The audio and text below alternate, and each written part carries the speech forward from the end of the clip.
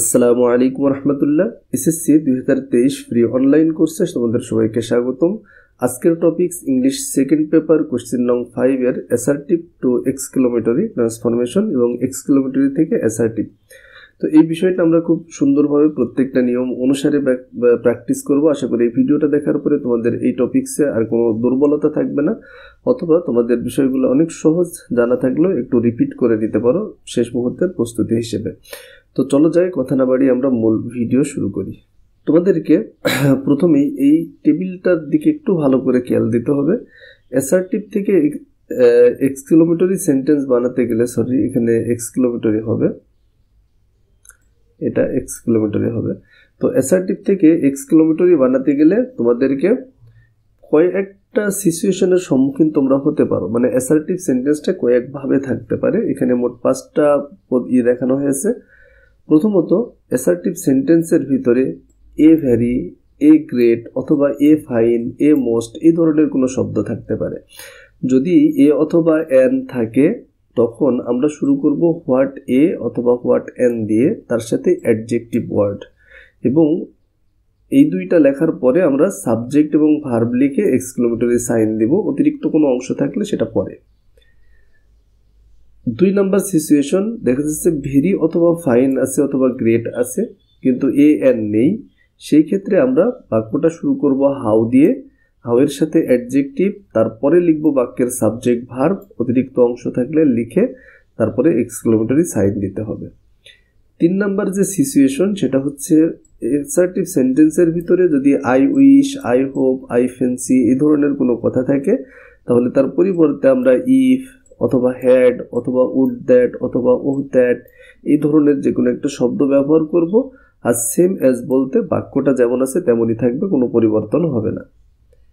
4 number যে situation, যদি থাকে it is a matter of joy that অথবা উই রিজয়েস দ্যাট এই ধরনের কোনো শব্দ থাকলে আমরা তার পরিবর্তে হুররা ব্যবহার করব এবং এক্সক্লেমেটরি সাইন দিয়ে পুরো বাক্যটা যেমন আছে তেমনই রেখে দেব। 5 number situation, it is a matter of sorrow অথবা রিগ্রেট দ্যাট এই ধরনের কোনো দুঃখ প্রকাশ করলে আমরা তার পরিবর্তে এলাস ব্যবহার করে এক্সক্লেমেটরি সাইন ব্যবহার করব, মূল বাক্য যেমন আছে তেমনই রেখে দিব। তাহলে এই 5টা হচ্ছে আমাদের টোটাল নিয়ম, যে এই 5 ধরনের সিচুয়েশন তোমার সামনে আসতে পারে। তো কোন ধরনের সিচুয়েশন থাকলে কোনটা ব্যবহার করতে হবে খুব সুন্দর করে কয়েকবার করে পড়ে মাথার ভিতরে নিয়ে নাও। তো চলো যাই, আমরা কিছু এক্সারসাইজ করে দেখি। যেমন দেখো, ইট is a very interesting story, তাহলে এখানে এ ভেরি আছে, আমরা নিয়ে আসবো হোয়াট। আচ্ছা, এখন এ বসবে না এন বসবে সেটা নির্ভর করবে অ্যাডজেক্টিভের উপরে। এখানে আছে ইন্টারেস্টিং, তাহলে এন বসবে। What an interesting story, subject এবং ভার্ব আছে ইট ইজ, ইট ইজটা আমরা লাস্টে লিখলাম, লিখে এক্সক্লেমেটরি সাইন দিয়ে দিলাম। 2 নম্বর যে বাক্যটা আছে খেয়াল করো, the boy is a great fool, তাহলে ইজ এখানে এ গ্রেট আছে, আমরা কি নিয়ে আসবো হোয়াট। এরপরে এ বা এন বসবে সেটা দেখবো পরের অ্যাডজেক্টিভের উপরে খেয়াল করে।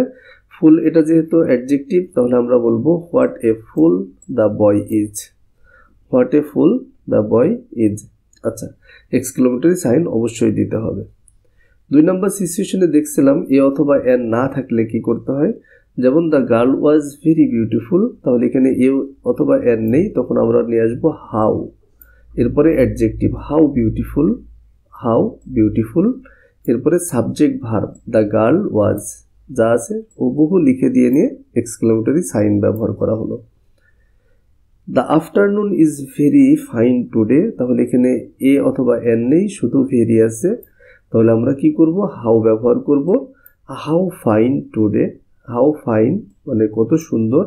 The afternoon subject verb the afternoon, today is দিতে পারো অথবা ইজ টুডে, তুমি যে কোনোটাই দিতে পারো, এটা অ্যাডভার্ব যে কোনো জায়গায় ব্যবহার করা যায়। তারপরে এক্সক্লেমেটরি সাইন। এরপরের এক্সাম্পল দেখি, বলছিলাম বাক্যের ভিতরে যদি I wish, I fancy, I hope এই ধরনের কোনো শব্দ থাকে তার পরিবর্তে আমরা জাস্ট ইফ ব্যবহার করব, বাকি বাক্য যেমন আছে সেম থাকবে, এক্সক্লেমেটরি সাইন দিয়ে দেবো শেষে। খুবই সহজ। এরপরেরটা আছে আই উইশ, তাহলে আমরা এখানে হ্যাডও ব্যবহার করতে পারি। হ্যাড বাকি বাক্য যা আছে সব কিছু সেম থাকবে, যেহেতু হ্যাড ব্যবহার করা হচ্ছে এখানে অবশ্য I had place like this, এভাবে বাকি অংশ দিয়ে চিহ্ন যেটা আছে সেটাই থাকবে। I hope you study better for the next time. I hope আছে জাস্ট ইউ ব্যবহার করো, প্রথম বাকি বাক্য যেমন আছে সেম রেখে এক্সক্লেমেটরি সাইন দিয়ে দাও। যদি it is a matter of joy থাকে, জয় দ্যাট থাকে, তাহলে তার পরিবর্তে আমরা জাস্ট হুররে লিখে এক্সক্লেমেটরি সাইন ইউজ করব, বাকি বাক্য যেমন আছে সেম থাকবে। উই রিজয়েস দ্যাট একই কথা, হুররে ব্যবহার করব এবং বাকি বাক্য যা আছে সেম থাকবে, এক্সক্লেমেটরি সাইনটা হুররের পরেই বসে। It is a matter of joy that একই কথা, we have won the final match, তাহলে hurray we have won the final match. We rejoice that বাক্যটা আরেকবার রিপিট হয়ে গেছে।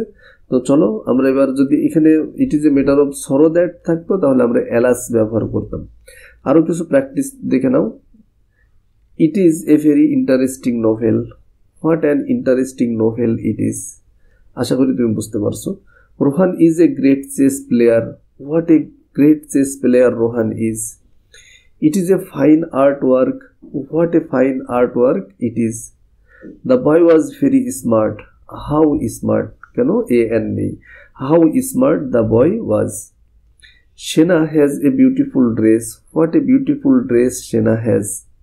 The weather is pleasant. How pleasant the weather is. They are excited for the picnic. How excited they are for the picnic.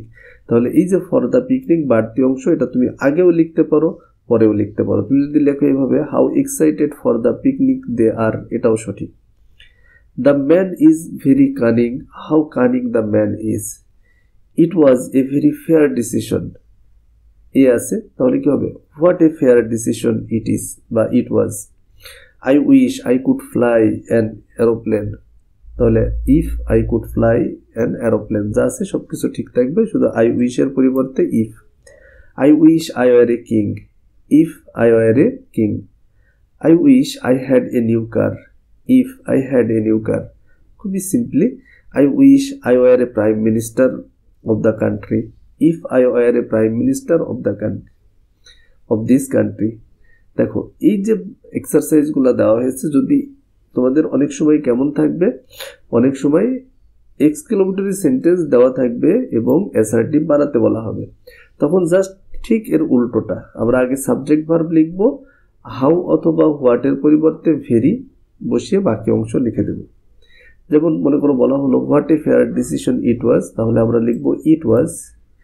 What অথবা how এর পরিবর্তে very, তাহলে what a fair decision.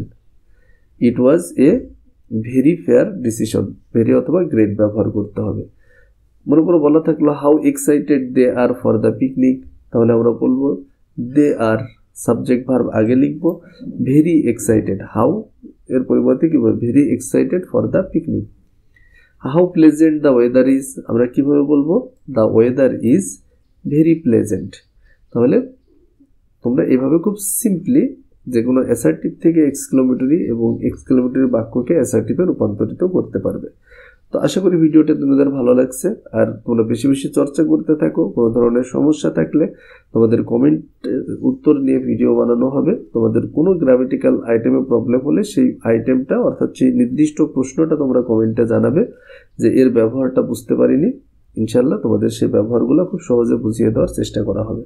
তো বেশি বেশি চর্চা করো, পরীক্ষার যেহেতু খুবই নিকটে আর বেশি দিন নেই, তোমরা বেশি বেশি চর্চা করতে থাকো আর আমার জন্য দোয়া করো। আল্লাহ তোমাদের ভালো রেজাল্ট দিক, তোমাদের মনের আশাটা পূর্ণ করুক। আজকের মতো বিদায় নিচ্ছি, আল্লাহ হাফেজ।